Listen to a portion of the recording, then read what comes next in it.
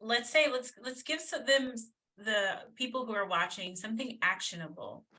Like, how can you integrate on a daily basis mind, body, and spirit? Or how do you integrate? What is your practice? What is something that these people can do if they're experiencing imbalance, if they're experiencing emotional difficulties, or just learning how to regulate themselves and take themselves to the next level of their spirituality and in life, just, ready to reach that next level in life? Like, what is something that they can actionably apply?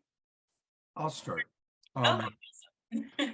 So when we're making choices in life, notice, am I reacting to something that I'm afraid of? Or am I responding by moving toward my true heart's desire? Ideally, we align, as Tanjila was talking about earlier, we align our higher self, our God self, with our ego and our personality. When we're in that alignment, then we follow our true heart's desire. And that's when we make choices we feel good about. When we react in fear and make choices out of, I should do this, or I'm afraid of this, those are choices made more from reptile brain, and we're more likely to ultimately regret those choices. So the action is, am I responding through my joy, like Samuel said, joy? Am I following my joy? Am I moving toward my heart's desire? Or is my reptile brain taking over and I'm in reaction? And that's a constant practice that at any time we're making a choice, we can look at what's leading me, and really disciplining ourselves to always at least notice when I'm in reptile brain reaction, slow down, calm the nervous system, come back to center, and then move forward. So that's a lifelong practice. That's a big one. There's a lifelong daily practice, but I wanted to jump in and get that in there. I think I'd like to also add, I love what you're talking about there, Scott. It's so powerful to really be able to, I guess, use alignment. And these are all wonderful terms. And I think sometimes we get very much in the ethereal and we want to bring it down to the practical, because sometimes people are very much like, what does that mean? My heart's desire. How do I know what is my heart's desire and things like that? So I think the biggest thing is also, when you look throughout your day, one of the things that I learned has been really helpful for me is, where am I placing my power in this moment? So in other words, is the power with someone else or is the power with me? So am I making time the power? Am I making, that person, that money that I want to come in, am I making that the power? And so part of integration and coming back to self, and I love when you mentioned earlier, someone mentioned Jesus and Muhammad and all the different lovely ascended, descended masters. I don't know what they're called. I'm not going to get into what their labels are, but I think they all came to show us what we really are, right? So I think that's the beauty of them. It's not so much about, they never, I love when Jesus said, you will do things greater than I. And when he said that, I thought to myself, then how could it be that we could never be worthy, right? We could never be. I was like, that doesn't make sense to me, right? Like, how could we do things greater than him if we're supposed to be always the way the religion has been taught?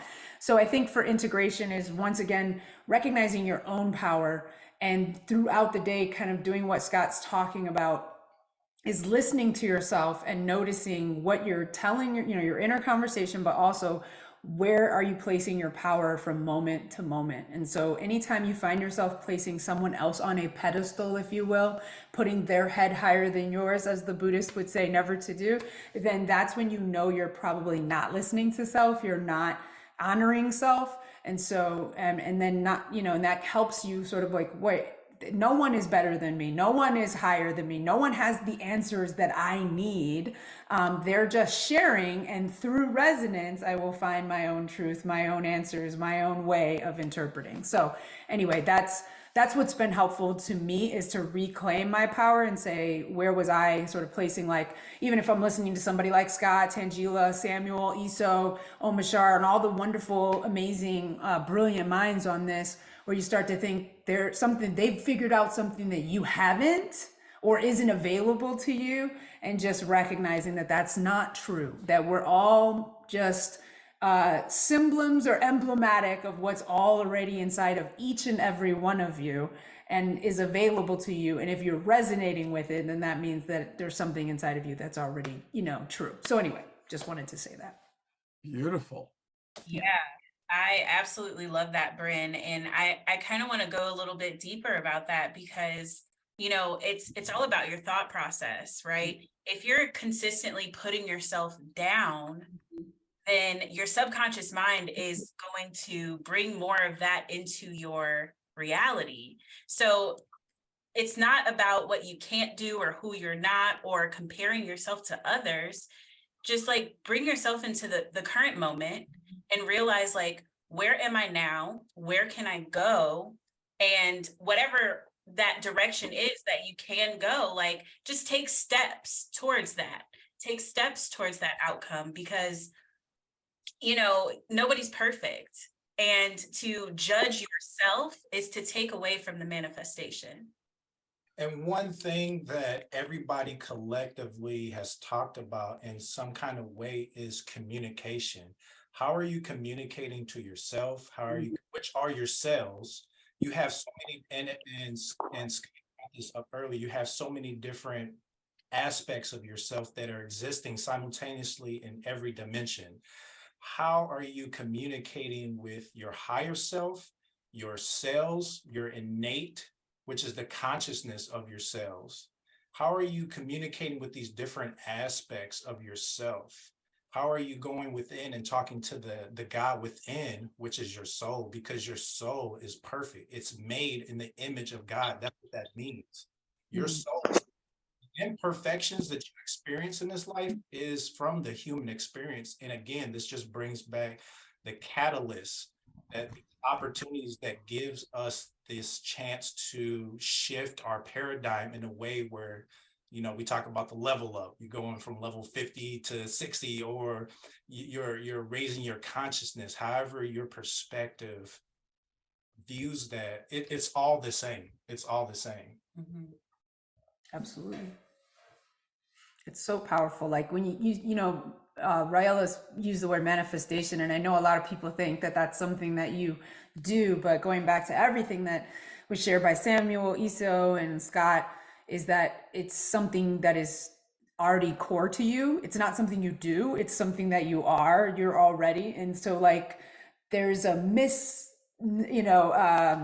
nomer, whatever we want to say, but we've been taught incorrectly that we need to, of course, understanding the mechanics of something is helpful to be able to utilize it better, but you're already manifesting and creating or becoming aware of a certain state and plane and reality and existence in your very breathing. And so it's just, once you become conscious of it, then you go through the different stages and levels to then understand that simply when you get to the place of the Jesus level consciousness, the Muhammad, whatever, is just walking in the way of, like you said, that present moment, that awareness, because then that is when all the magic is just there, because it was always who you were. And like I said, it's more shedding than it is adding. You are, it's pulling out of you this ancient or knowing that has already been there, but it's been covered up by all of the world stuff that, we've needed in some aspect to survive, but now,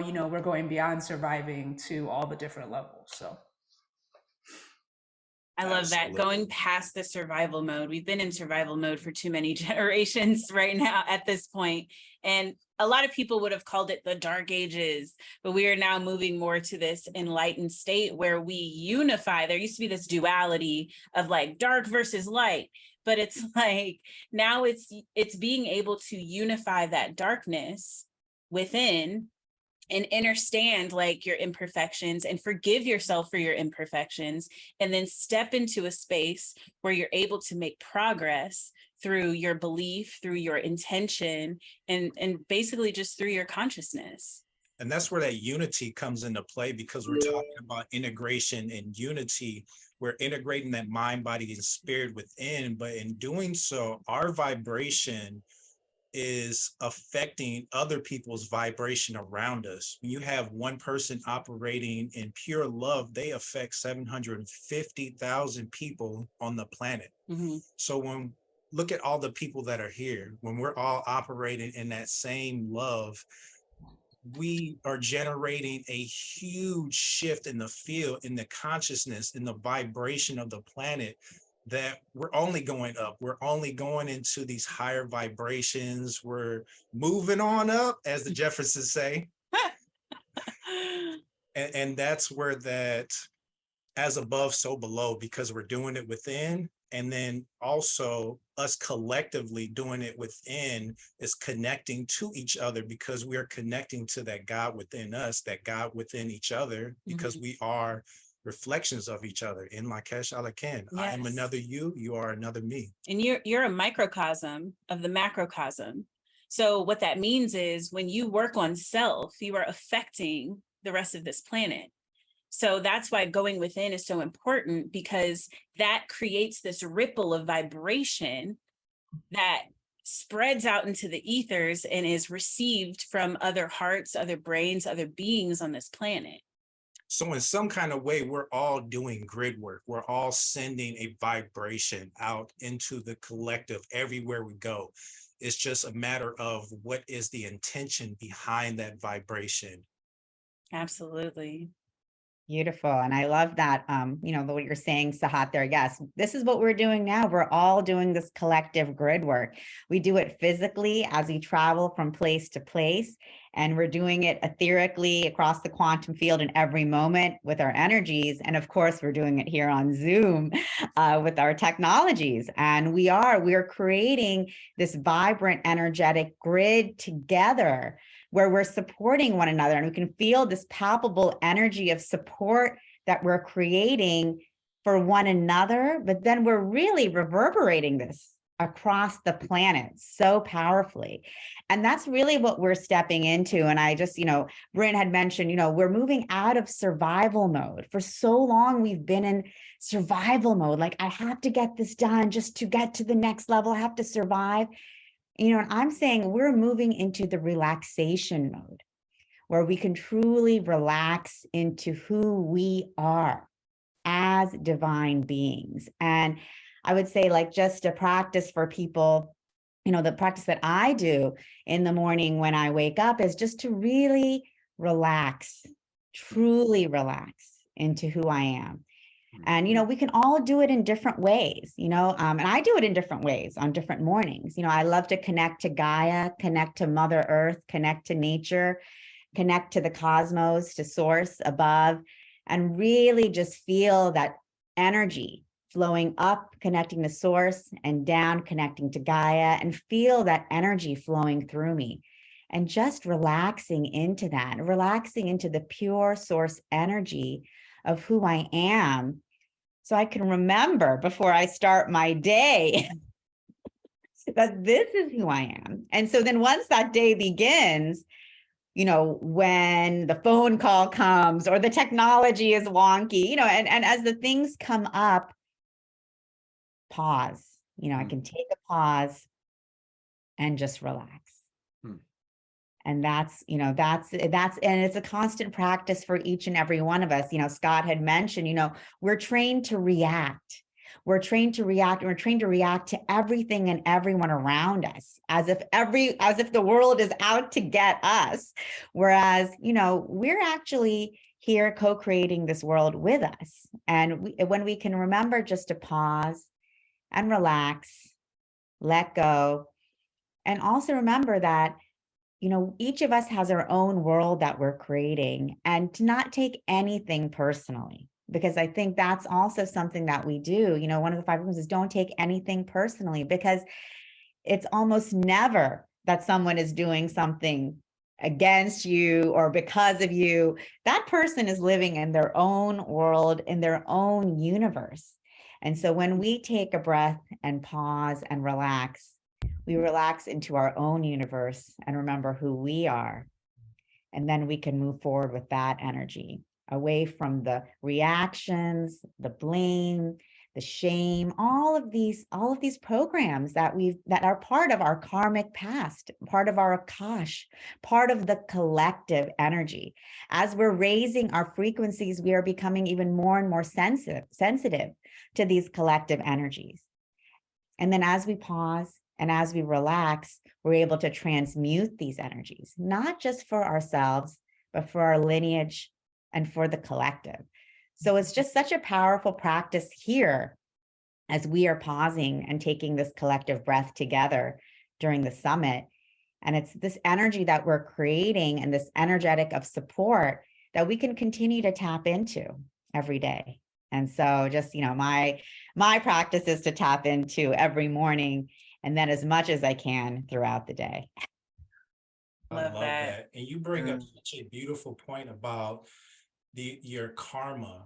We all have experienced karma up to this point, and now we're in this new vibrational energy, like physically in space. We're in the photon belt. This energy is alive. It's living light that is surrounding, going through us, integrating with us. So we don't need karma anymore. So one of the things that I would suggest to other people, because we're talking about communication, communicate to your Akash. When we talk about your Akash, this is the record of your spirit, of your soul, every lifetime that you have and will have, because it's not just about past life, but everything is happening to you in the now. So to drop your Akash, just simply say, "Dear Akash, I now have the wisdom through ascension over what bothers us and what doesn't." And really emphasize that us, because you are a multidimensional being. You have your soul, your higher self. You have so many different aspects of you that are working in unity. So release that Akash and just simply state, I have the power over what bothers us and what doesn't. I now navigate fully with divine expressions. And it's as simple as that. Say that. And when we talk about the programming, everything is a program. If you had no programs, you would literally be brain dead. You would just be like a vegetable. So we have to have some kind of programming in our body to navigate in this physical world. So it's just, what kind of programming do you want?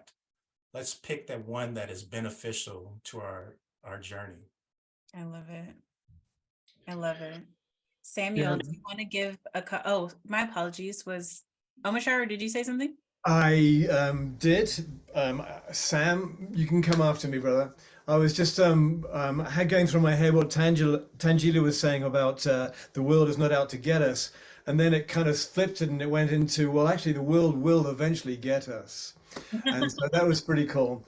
And another thing was going through my inner scape is that as a practice, if you're feeling out of sorts, really out of sorts, get your cell phone, put it on your countertop, walk out of your house and feel where it's attached to you. And with me, I found that it's in my solar plexus, and you won't notice this, but walk further and further and further away without your phone and you'll see how much attachment is there. But talk yourself out of it in your mind and keep on walking until you hit a patch of grass or a tree or a stream or a lake or whatever, and then sit down by that lake until you can hear the birds again, until you can smell what's in the environment again. And then you've come back more to your authentic self, because we already are our authentic selves. We've just covered them over and over and over and over. So the practice is, get your cell phone, turn it off or whatever, leave it at home, walk out the door, see, oh my God, someone's going to call me. No, well, maybe they are, but who cares? Just see where it's attached within yourself, and then talk yourself out of the attachment. Go to a tree or a patch of grass, some water, whatever, and just let go and let go and let go until you've forgotten about your phone and you can hear the birds and smell the flowers and etc. So there we are. That's my bit. Beautiful. Yes, I love it. Beautiful. And Hot, hot and spicy. yeah, right. We're going to come back to Omashar in just a moment. to take us away into his cosmic vibrations. But before we do that, Samuel, do you have just a little tip for the people to I take? do.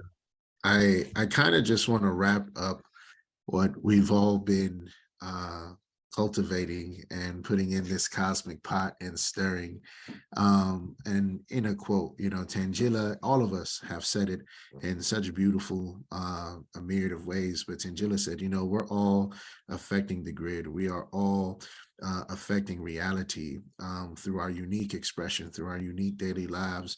And this summit and everything we do is a catalyst for change, you know, because we are co-creators with the Most High. We are a part of the Most High, you know, we are aspects of it. And so coming together with this intention, with the ultimate law, as Eso says, which is love, we are incubating ascension, you know, and those that are tuning in, those who listen in the future, and even those who may not be on the summit, just by just by doing this, we are rapidly, it's like a hyperbolic time chamber. And what I mean by that, let me put it in layman's terms, is it's a microwave for ascending, you know, because as we affect one another, we get in line.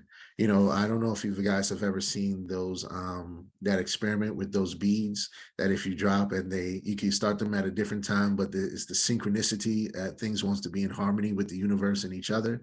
So that's what's happening. We're raising the vibration together. But I will succinctly put all of what we're saying and the unity that we all are in an analogy that Source gave to me many years ago. A star alone shines bright and beautifully. But when stars shine together, they make a gorgeous constellation. Feel that. Alone, we shine. But choosing, like we are now, to hold one another in compassion, in light, ourselves, each other, and literally all the other souls on the planet, we make a constellation that can be felt in every reality. In every reality. So that's all I have for the next piece, for that piece. Thank Thank you. you. Yes. Beautiful. Unity. Unity.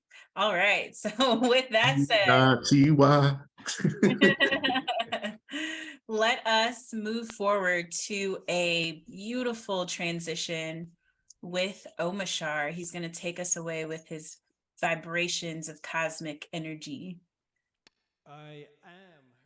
And interesting you were talking about the constellation there, Sam, because there's a line in this song which is called The True Ones, which is now we are the star. Maybe I'll change it to now we are the constellation.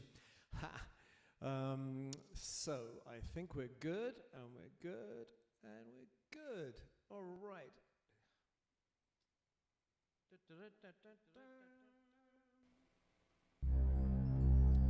Dearly beloved.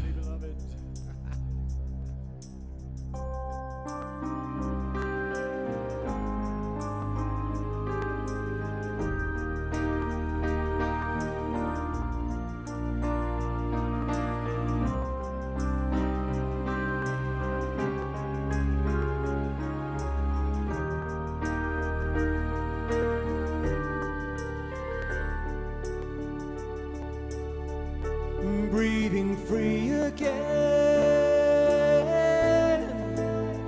I love the air we breathe as we fly again. I love the sacred skies. We are whole again. I love the way we've changed. With open hearts again. I love the love we are.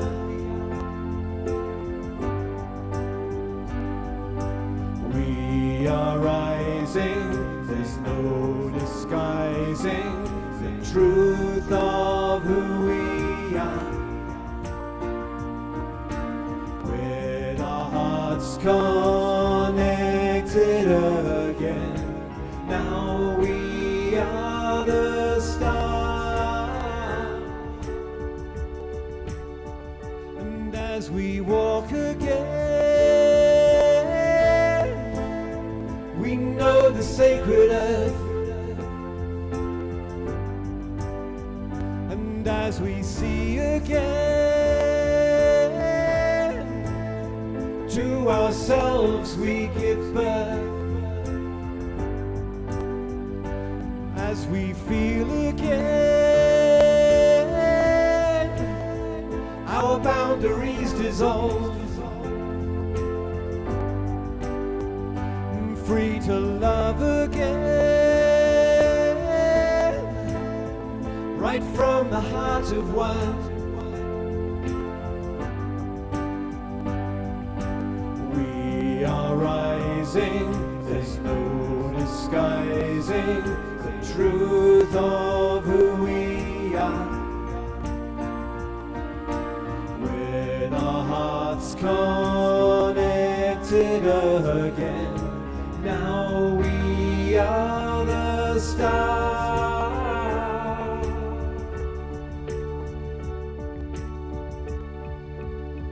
And now that we are home,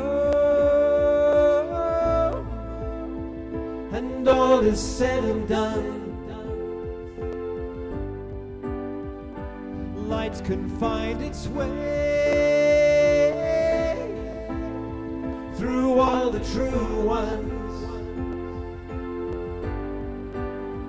and broken hearts resolve